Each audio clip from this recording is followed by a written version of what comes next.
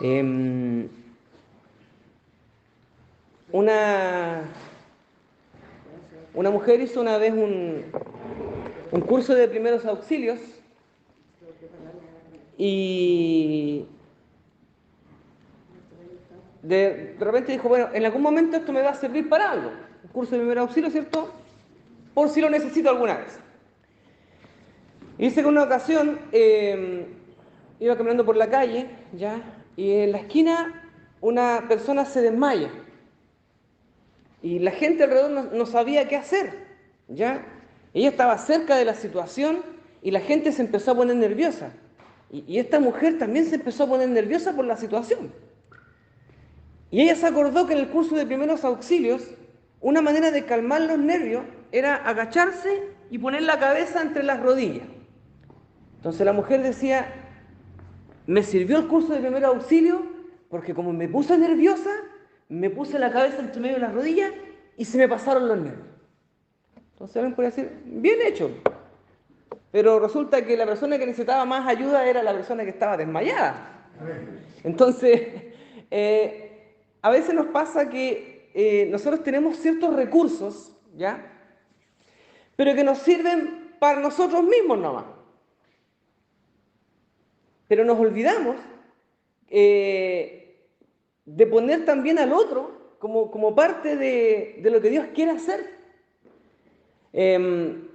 El hermano Mario decía hace años atrás, hace años que no lo escucho decirlo, pero era una de las frases que se me quedó pegada, ¿cierto? Que decía, los cristianos de las 3 S, creo que usted lo decía, ¿cierto? Los cristianos salvados, sentados y servidos. Si una vez que estoy salvo, ya me quedo tranquilo, me puedo relajar, echar de espalda porque todo está controlado. Entonces, hay gente que se salva, o mejor dicho, es salvada por Dios, y con eso se sienten listos. Si bien es cierto, claro, uno estando salvo ya, estamos listos, estamos al otro lado, ¿cierto? Pero el propósito de Dios cuando Él nos llama a ser su pueblo, ¿será solamente quedarnos, como dice el hermano Mario, sentados, salvados, y que otros nos sirvan, o que Dios nos sirva? El propósito de Dios es también servir a otros. El llamado máximo es a servir a otros. Y vamos a basarnos en un par de pasajes que a veces puede que nos confundan un poco en esta idea de servir a otros, ¿ya? Vamos al libro de Génesis, capítulo 12. Si usted ya conoce el pasaje, no hay problema, ¿ya? En el capítulo 12 dice que Dios llama a Abraham. Probablemente este pasaje usted ya lo ha leído varias veces, ¿cierto? Dice, versículo 1 del capítulo 12 de Génesis, pero Jehová había dicho a Abraham, vete de tu tierra, de tu parentela y de la casa de tu padre, a la tierra que te mostraré. Le dice, tienes que salir del mundo en el que estás e ir a un lugar que yo te voy a mostrar. Se parece mucho al llamado que Dios hace a nosotros también, los creyentes, ¿cierto? Yo no soy Abraham, pero también Dios me dice, tienes que alejarte de ciertas cosas porque yo te voy a mostrar algo nuevo.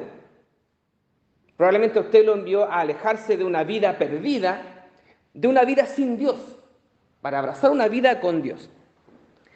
Versículo 2, haré de ti una nación grande y te bendeciré. Bueno, a nosotros también es la promesa, ¿no? Dios nos ha bendecido, nos llama para bendecirnos, no nos llama para maldecirnos, nos llama para bendecirnos. Y engrandeceré tu nombre, y dice, importante, versículo 2, y serás bendición. Entonces, este llamado inicial que Dios hace a Abraham es interesante, como diría un hermano, ¿cierto? Porque hay un llamado a alejarnos de una vida.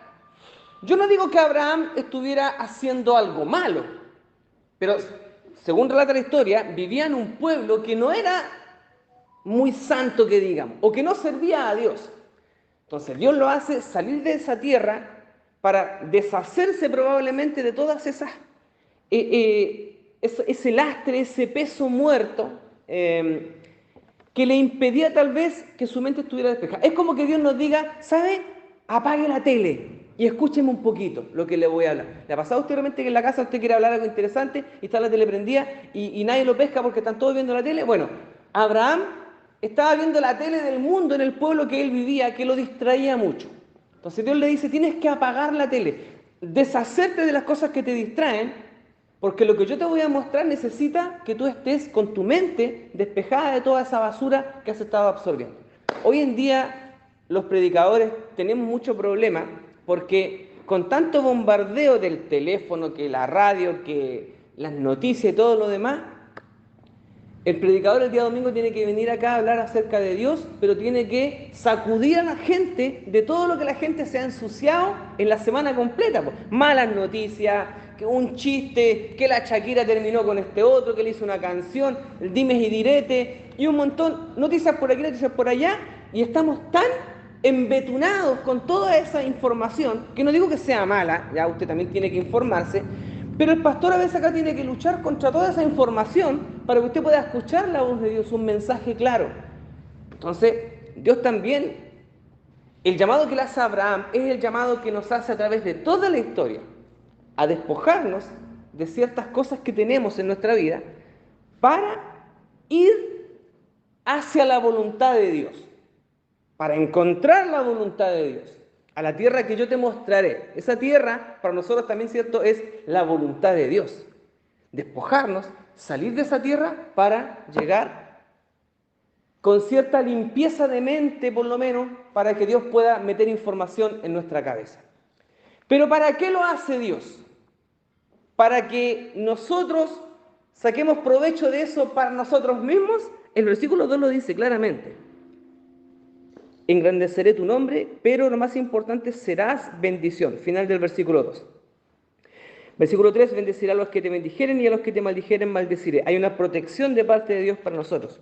Y lo más importante también dice al final del versículo 3, y serán benditas en ti todas las familias de la tierra. Ahora bien, me gusta cuando terminamos un culto y a veces yo puedo decir que cada hermano pueda llevar una bendición a su casa. Porque a veces esto usted viene solito, algunos hermanos vienen solitos acá y en la casa hay gente tal vez que no viene.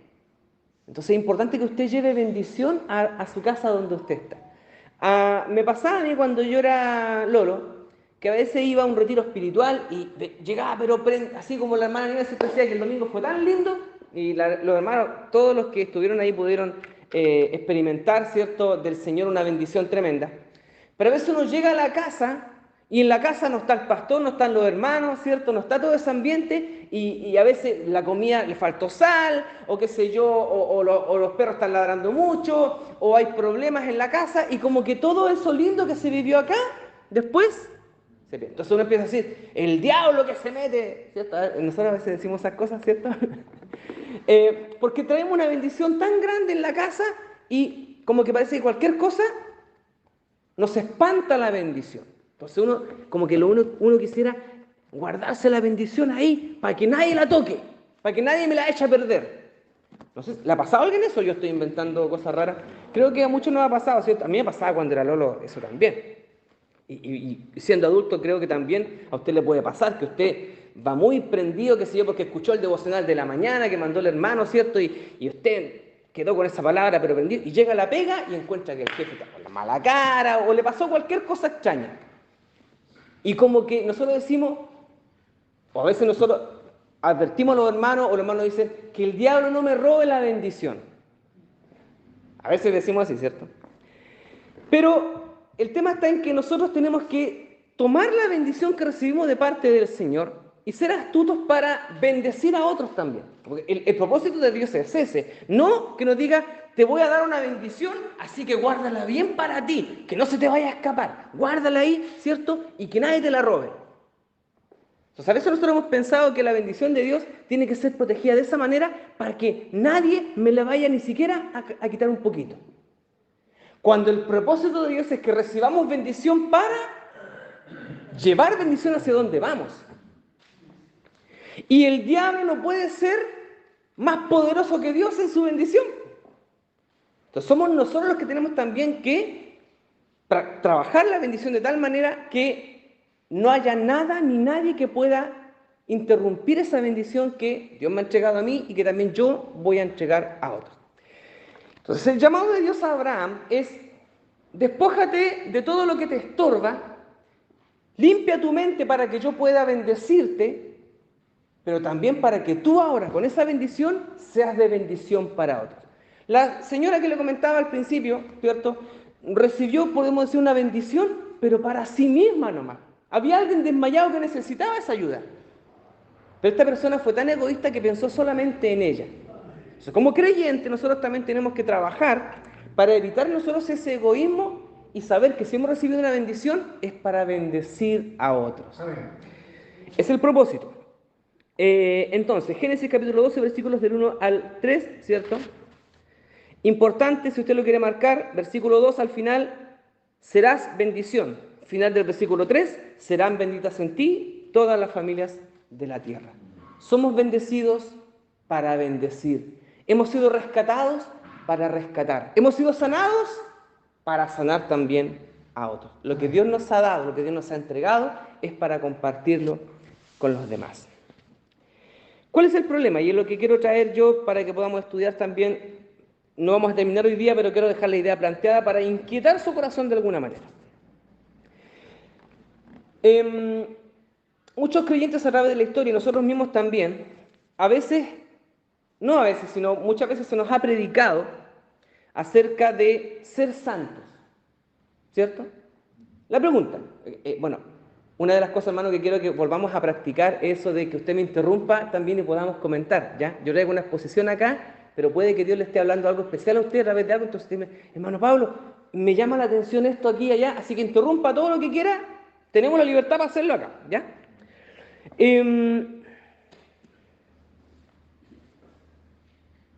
Ya. Una de las ideas que a veces nosotros los creyentes tenemos es que Dios nos llama a ser santos, así como llamó a Abraham también, ¿cierto? Le dijo: vete de tu tierra, de tu parentela, a la tierra que te mostraré.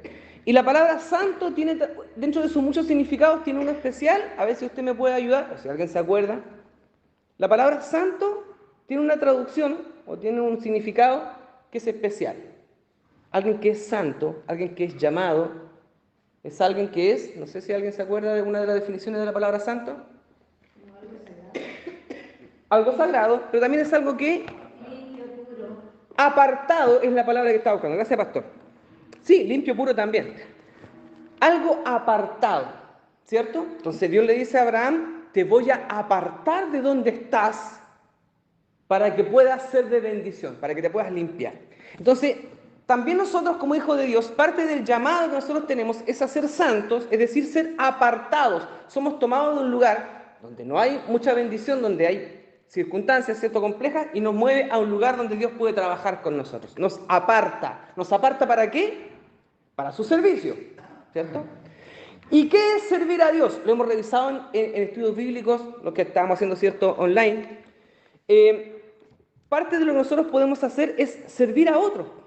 El gran mandamiento de Dios es amar a Dios por sobre todas las cosas, pero el segundo mandamiento es amar al prójimo, como nosotros mismos. Entonces, somos amados por Dios, amamos a Dios, pero también para llevar ese amor a otros. Vivimos en relación con Dios, así hacia arriba, pero también en relación con nuestros semejantes, de una manera horizontal. Entonces, cuando a veces se predica acerca de la santidad, del ser apartado, alguna gente piensa que es alejarse de todo lo que le rodea y que nada lo toque, porque si algo lo toca, deja de ser santo, deja de ser puro o deja de ser limpio. El título que yo les había comentado la semana pasada, si alguien se acuerda, en el último estudio que hicimos en línea, le dije, yo le había puesto un título así: cuando ser santos no es de bendición. Cuando ser santos no es de bendición. ¿Cómo se puede ser santo sin ser de bendición? Bueno, alguna idea le he estado dando en todo este rato. A veces somos llamados, y muchos creyentes son llamados, se alejan del mundo, pero no para bendecir a otros, sino para ser apartados para ellos solitos nomás. Alguna gente dice: no, yo soy yo y Dios, Dios y yo, nadie más. No sé si usted ha escuchado a alguna gente así: yo amo a Dios, yo soy creyente, sí, yo creo en Dios, pero con los cristianos no quiero nada. Con la iglesia no quiero nada. Yo con el resto de las personas, lo justo y necesario, ¿no? Porque soy Dios y yo y Dios. Pero eso es malentender el mensaje de Dios, po. Porque inevitablemente el mensaje de Dios de llamarnos es también para seguir compartiendo con los otros, ya de una manera distinta, ¿cierto? Ya no como compartíamos antes, sino ya de una manera y con un llamado para ser de bendición. Para ser, está más adelante, pero para ser sal y luz, ¿cierto? Y la sal, para que sirva, tiene que sazonar algo. No puede haber un salero ahí, ¿cierto? Y la comida está desabrida, estando el salero ahí. No puede, ¿cierto?, haber yo soy luz. Sí, pero si estás debajo de un cajón no nos sirve de nada. Dice el mensaje de Jesús que vuestra luz alumbre delante de los hombres. Si no, no tiene ningún sentido. Si la sal se desvanece o está en un estante, bueno, la sal puede durar mucho, ¿cierto? Pero si la sal está ahí en el estante sin ser usada, no sirve de nada. Muy lindo el salero, muy lindo el foco, pero si no alumbra, si no sazona, no sirve de nada. Entonces tiene que intervenir en lo que está a su alrededor para que tenga sentido el llamado de Dios. Yo cuando era más cabro decía, me gustaría apartarme del pecado, me gustaría apartarme de las tentaciones, me gustaría irme a un monasterio. Yo pensaba cuando era cabro. Porque en un monasterio uno se aleja de las tentaciones, del mundo, no hay tele, no hay radio, no hay noticias, no hay chiquilla, ¿cierto? Entonces uno como que anula todas las tentaciones habidas y por haber para ser santo, apartado. Entonces algunas personas lo han resuelto de esa manera. Para alejarse de las tentaciones, de los pensamientos, de todo lo que pueda influenciarme de mala manera, me voy a un monasterio, me hago monje o monja. Bueno, los hombres se hacen monjes, se hacen monjes, ¿cierto? Pero me aparto ¿para qué? Para resolver un problema conmigo mismo nomás. ¿Pero dónde queda la segunda parte del mandamiento? Para que seas bendición. Para que sean benditas en ti o a través de ti bendecir a otros. La bendición viene de parte de Dios, pero se estanca en mí nomás. No se proyecta hacia los demás. El propósito del llamado de Dios es para nosotros salvarnos y también para llegar a otros. Es parte de lo que quiero que vayamos despejando de nuestra mente. Uno de los conceptos mal entendidos, o muchos de los conceptos mal entendidos de parte de muchos creyentes a través del mundo, es apartarse para evitar contaminación, lo cual puede ser correcto, ¿cierto? Ser santo tiene que ver con ser separado, es ser puesto aparte, es sacar la fruta que está podrida del resto de las frutas para que no se, ¿cierto? Para conservar que la fruta buena siga estando buena. Cuando yo trabajaba en Bellavista, bueno, uno aprende tanto en la pega, hermano, de las cosas cristianas. No en peinado, ¿eh? En otro lado. Trabajaba en almacén de helado yo todavía. Con López nos conocimos en el peinado. Y había una persona que en la hora de colación no se sentaba con nosotros. Porque los que habían en la mesa eran bien chabacanos para hablar. De repente se les salía un garabato, una broma un poco vulgar, doble sentido. Entonces esta persona hacía colación en otro lado, solo, apartado. Entonces mucha gente cuando preguntaba, oye, ¿por qué esta persona? No, es que él es evangélico y no le gusta lo que nosotros conversamos y hablamos acá. Bueno, o sea, yo en esos años, como era más cabro, decía, bueno, es respetable también. Yo me cuestionaba un poco porque yo me sentaba con los cabros ahí y me reía de las tallas que hacían de repente, porque eran simpáticas. Tampoco, o sea, si fuera muy vulgar me paro y me voy. Pero nos reíamos, compartíamos ahí, nos distraíamos un poco y después volvíamos al trabajo. Sí, recuerdo muy bien a don Pedro Santibáñez, ya ustedes lo conocen, ¿cierto? Era un hombre muy correcto, muy decente y todo lo demás. Él se sentaba con nosotros, con los pecadores. Se sentaba con nosotros ahí y a pesar de que no celebraba las bromas de mal gusto, ¿cierto? Que eran un poco subido a tono, también la gente respetaba cuando estaba don Pedro. Igual se salían sus tallas, su garabato, por ahí algo pasaba, ¿cierto? Y don Pedro ahí tranquilamente y de repente también, ¿cierto? Él abría su Biblia y mientras todos hablaban cualquier cabeza de pescado, él tomaba su Biblia, la leía, sentado a la mesa junto con todos nosotros. después de un tiempo, cuando ya salí de la fábrica y empecé a crecer y a madurar en otros aspectos, analizaba estas situaciones. No digo qué actitud fue más correcta que otra, pero sí me llamaba la atención profundamente que un hombre se sentara a la mesa junto con todos los pecadores, comillas, ¿cierto? Somos tan pecadores como el resto, ¿cierto? Y compartía, estaba ahí. Y cuando podía metía la cuchara y metía algún versículo bíblico, alguna pregunta o alguna intervención que tenía que ver con la palabra. Pero el otro creyente, que no voy a decir quién es, pues no lo conocen ustedes, espero que no lo conozcan, él no, él comía aparte, para no contaminarse con todos los pecadores que estábamos ahí sentados en la mesa. Usted podrá sacar sus propias conclusiones, pero me llama la atención cómo entendemos el Evangelio. Es cierto que yo no me voy a ir voluntariamente a sentar, ¿cierto?, para hablar las mismas cabezas de pescado que habla el resto, pero me pareció interesante la influencia de ambos personajes. ¿Quién habrá influido más positivamente en el resto de los colegas? Eso lo dejo también para que usted pueda también sacar su conclusión, a menos que usted quiera decir ahora qué le llama la atención de lo que le estoy relatando. ¿Le llama la atención algo? ¿Le parece algo completamente natural? ¿Qué habría hecho usted? ¿Se habría sentado aparte, habría hecho corazón aparte o se habría sentado ahí con los...? Yo no lo sé, hago la pregunta abierta porque puede que yo haya sacado conclusiones equivocadas. Todavía estoy sacando conclusiones al respecto, ¿eh? No he cerrado el tema en mi mente ni en mi corazón, pero sí cada vez que vuelvo a ese episodio, pienso un poco y me acerco a esto que estoy compartiendo ahora. ¿Qué tanto me mezclo con la gente que no comparte la misma fe que yo? Que no habla las mismas santidades que hablo yo, que no bendice con amenes, sino que probablemente se le escapan los huevos en sus conversaciones. ¿Qué actitud puedo tener yo frente a eso? El llamado a alguien puede decir, Dios nos llamó a ser santos, no podemos compartir con ese tipo de personas, alguien podría decir. Otro podría decir, yo prefiero estar con ellos para, de alguna manera, con mi actitud, demostrarles lo que hay dentro de mi corazón. Insisto, no estoy diciendo cuál actitud fue mejor que otra. A mí me llama la atención la actitud de ambas personas y me sirve un poco para reflexionar con respecto a mí mismo. Y cómo actúo yo dentro de la sociedad en la que Dios me ha puesto. Porque cuando salimos de aquí, de estas cuatro paredes, salimos a un mundo donde no todos son cristianos, donde no todos comparten la misma fe. Es más, donde muchos tal vez creen en Dios, pero creen de maneras distintas.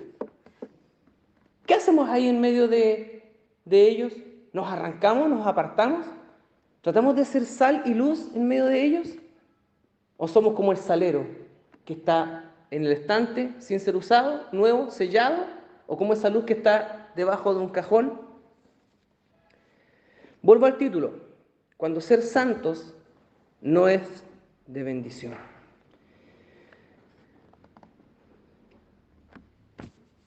Había notado acá cuando tenía la idea, ¿cierto?, de irme a un monasterio. Bueno, nunca lo pensé tan en serio, ¿eh?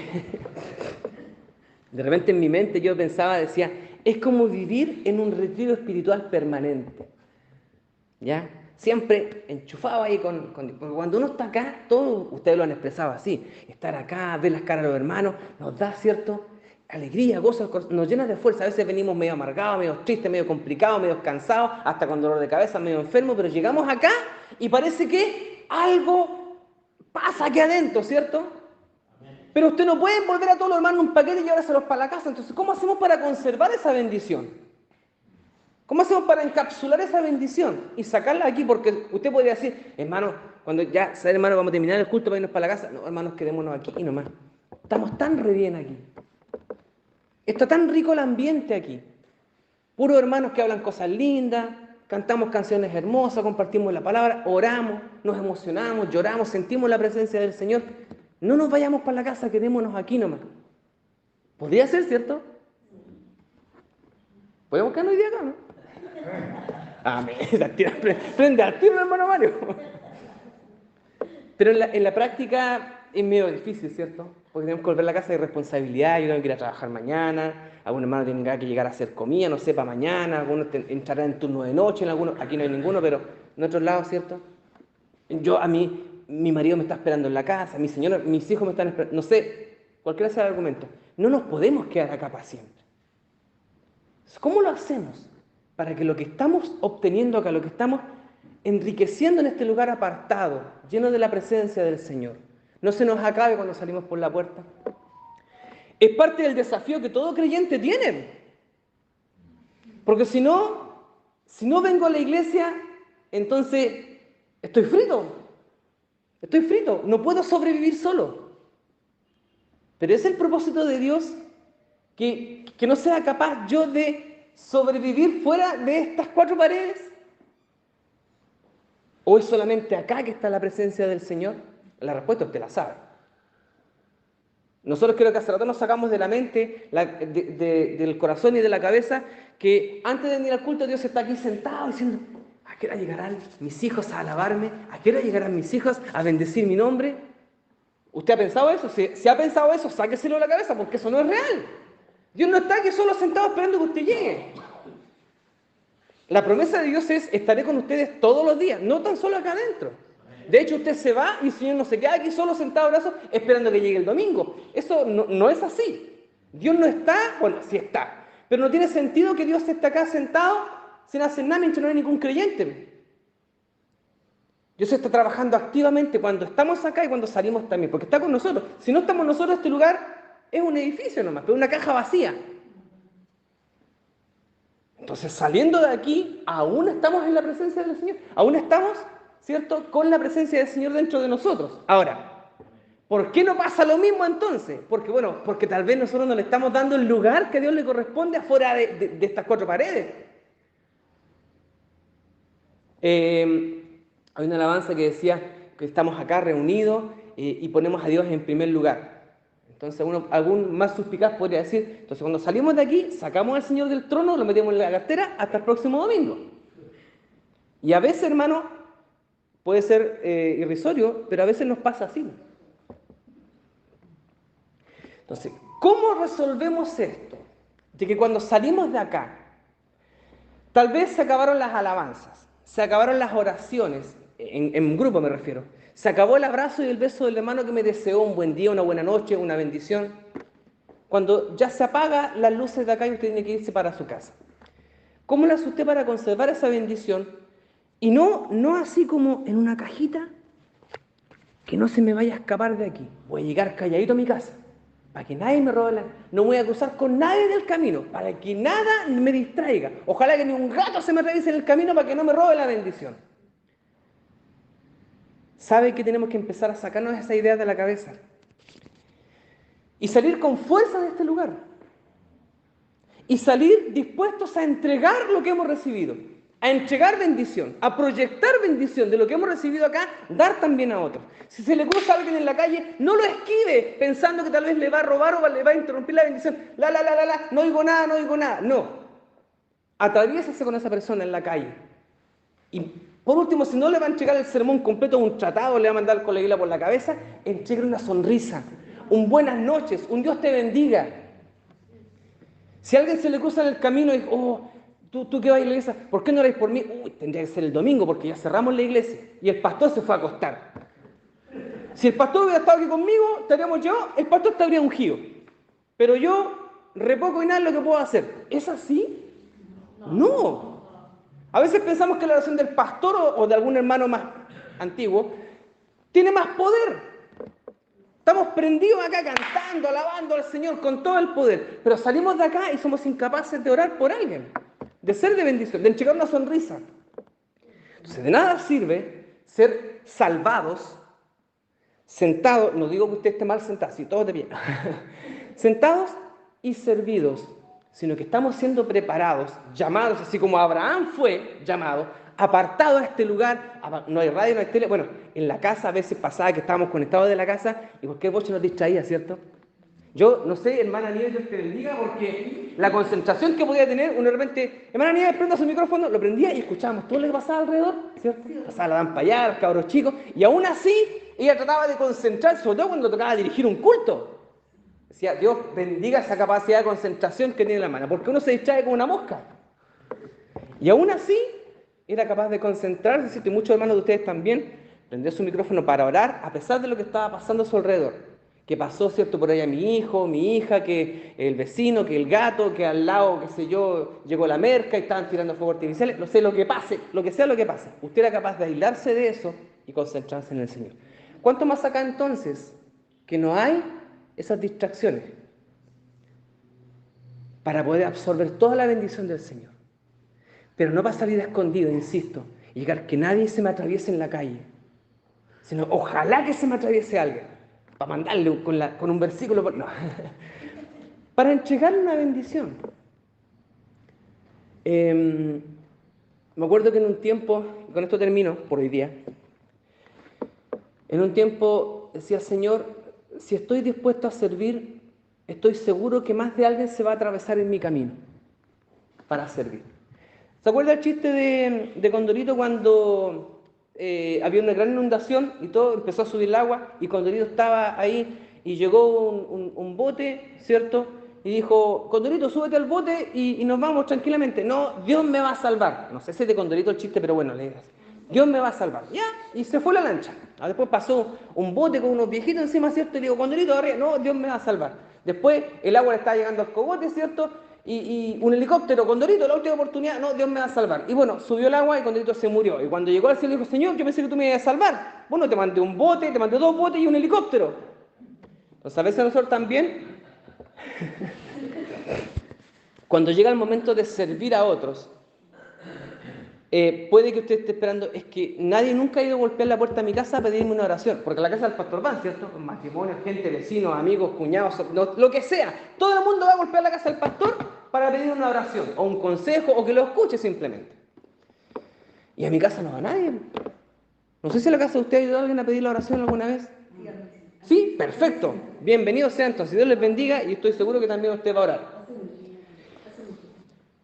Pero a veces nosotros decimos, Señor, aquí estoy en mi casa esperando, tengo la tremenda bendición, pero no ha venido nadie a golpear la puerta de la casa.